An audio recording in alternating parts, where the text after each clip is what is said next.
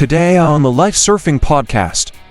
Don't cling to anything blindly. You realize that it's not only valuable to have the beautiful experiences, but it is even more valuable not to cling to anything.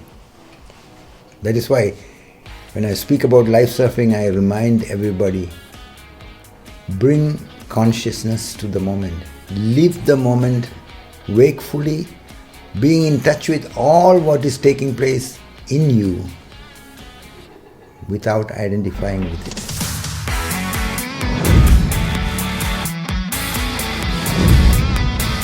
But still, sometimes it's good to remember the term life surfing.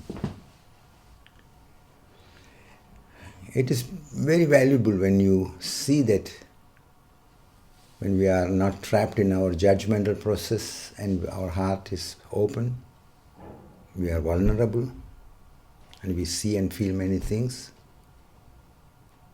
And it is beautiful. And when it spontaneously happens, it's very, very valuable. But as Jonas put it, the tendency to hold to this beautiful space, that becomes the real challenge, because when it is beautiful, we want to have it forever. But the fact is that everything is changing. We are going on changing, the other is going on changing, the context is changing.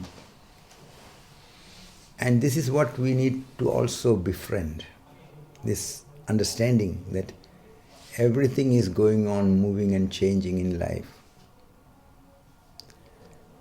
This is a passing phenomena, and that is why it becomes necessary to bring in consciousness. Otherwise it is enough just you are fighting for having the best, having the good and trying to get it for yourself and all that. But those who are aware see that you cannot settle in anything. Everything changes.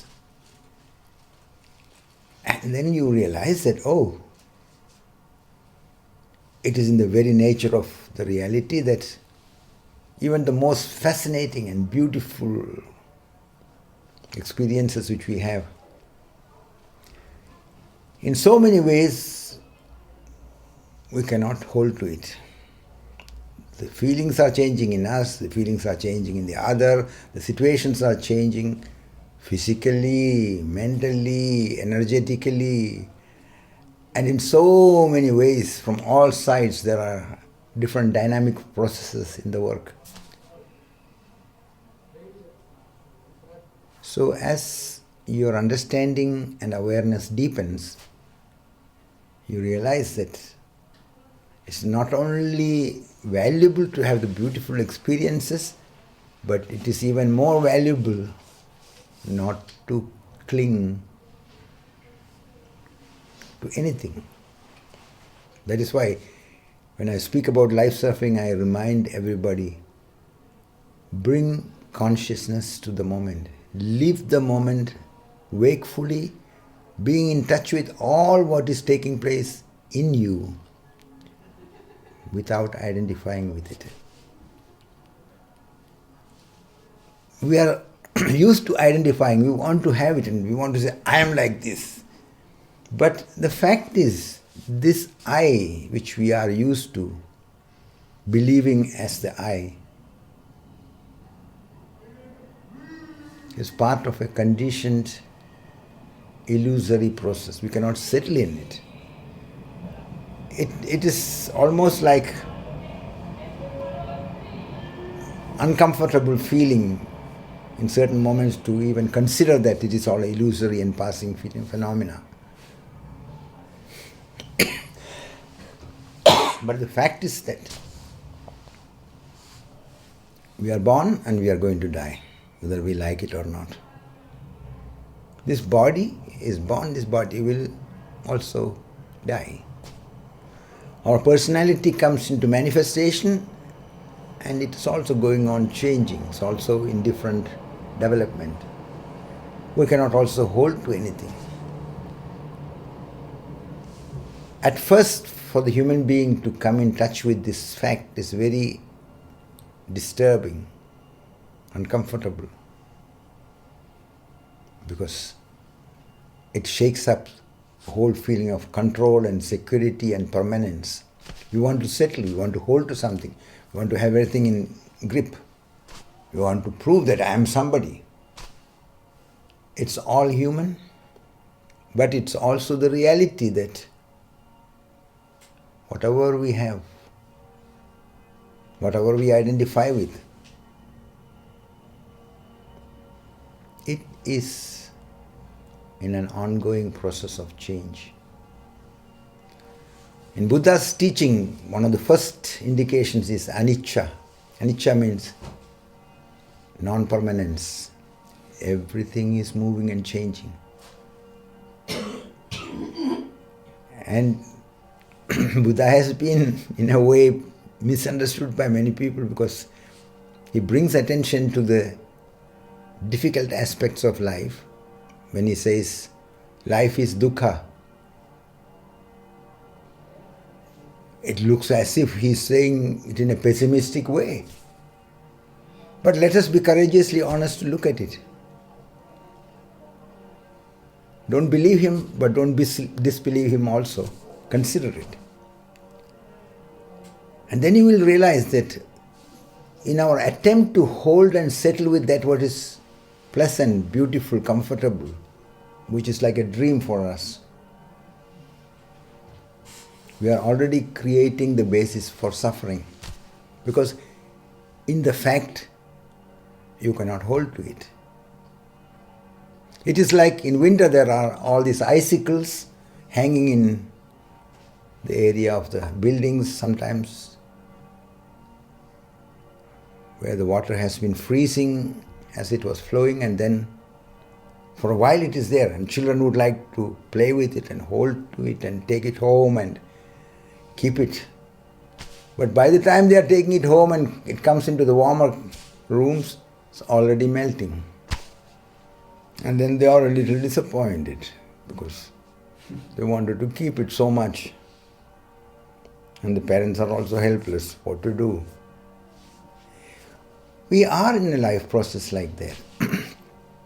And in deeper consideration, with a distance, without clinging, when we look at it, we will see that all what is there in this life process, the creator, the creation, the whole manifestation, is deeply, deeply intelligent. Is deeply, deeply compassionate. It is not a punishment. It is not something to create pain and suffering for us. So when we are aware that clinging creates the pain, when we are celebrating it when it is there and are aware that it will also pass by, then you get more rooted in a non-clinging way of being with life. There is grace, there is a certain gentleness and vulnerability which you live. But to our conditioning, where we are used to believing that I should have it in control, I want to settle here and this is me, and the approach of power, trying to hold to thing as if it's yours forever. It's beautiful, childish way of looking. But when you are careful and wakefully considering it, then you see that you cannot. That is why these experiences which you make, when you are ready to learn from it, then you see that it is a reminder. The pain is there connected with our expectation, our desire to hold to it. And you said about anger. Against whom are you angry? Finally, if you look carefully, the whole anger is against the Creator, because the Creator has made it all like that. Why did He make it like this? But when you carefully consider, you will also see that, okay, it all makes sense. So consider carefully. That's why I am reminding everybody, don't just believe something blindly or disbelieve something blindly. consider, reconsider, go deeper. And when you are considering in that way, you are beginning to get a little inner distance to the whole situation. And that is what reveals to you the beauty, the wonder, the compassion, the care which is behind the whole creation. In the Sufi tradition, they have an expression which says, Khuda Hafiz. God is compassionate. They have also a very interesting statement connected with it in a certain way. They say there are two things which are infinite in this existence. One is the compassion of the Creator, and the other is the foolishness of the human being. These are the two things which are infinite, they remind. Because we forget and we fall again and again into the same hole, same trap. So it is important that we go through the experiences as consciously as possible, and as Jonas was mentioning, not to get pulled into the negative reaction process. Yes, and as you mentioned, it requires your alertness, your presence. It doesn't happen automatically. Automatically what comes is anger, disappointment, bitter, fighting. All human, but just going blindly with our human reactions is not helping us to understand and live a life of compassion, of love, of joy, of playfulness. And what is really making us free is becoming aware of the nature of the reality, so that we can see that it is left to us. Whether we cling to these desires, whether we cling to these concepts and make it into a suffering, or whether we see that it is the nature of life, so I go gracefully about it. It is to the unconscious approach of the human mind Buddha is reminding that life is dukkha. But through his indication, when you become alert and start questioning what is making it pessimistic looking, what is making it painful, then you see that he is not pessimistic, he is indicating the automatic and unconscious way of going, which make it suffering for us. And through awareness, we are able to see that we don't need to get trapped, we don't need to cling, and that life has its way.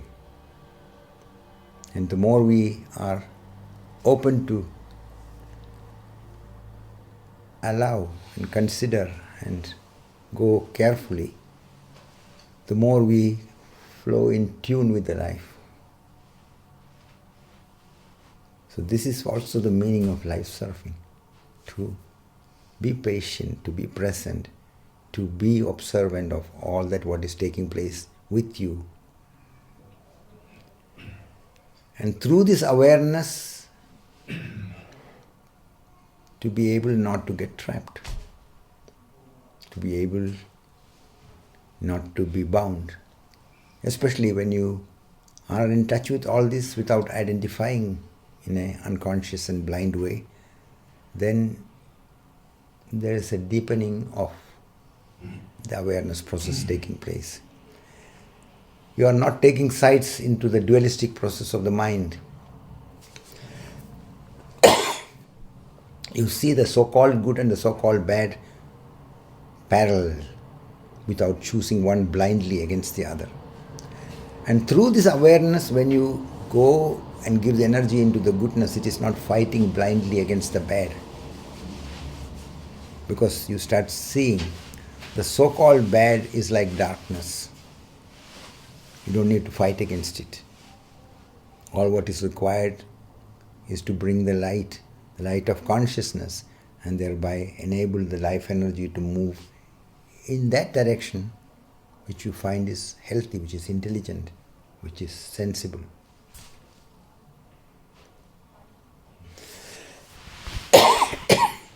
Any other question, anyone who is present here or who is participating from elsewhere? If no questions are there, we sit the next 20 minutes with all what is there, without trying to hold to anything, without trying to change anything, but also not identifying with anything. Whatever is there, what is apparent and what is undercurrently going on behind it, let it all become transparent to you. You just be present to look at it all. When there is irritation, that is the periphery of it, but you look what is behind the periphery, what are the undercurrent factors, what is going on, what is your expectation, what is your wish, what is the longing which is there in you, which is preventing you from being with the moment in the non-struggling way.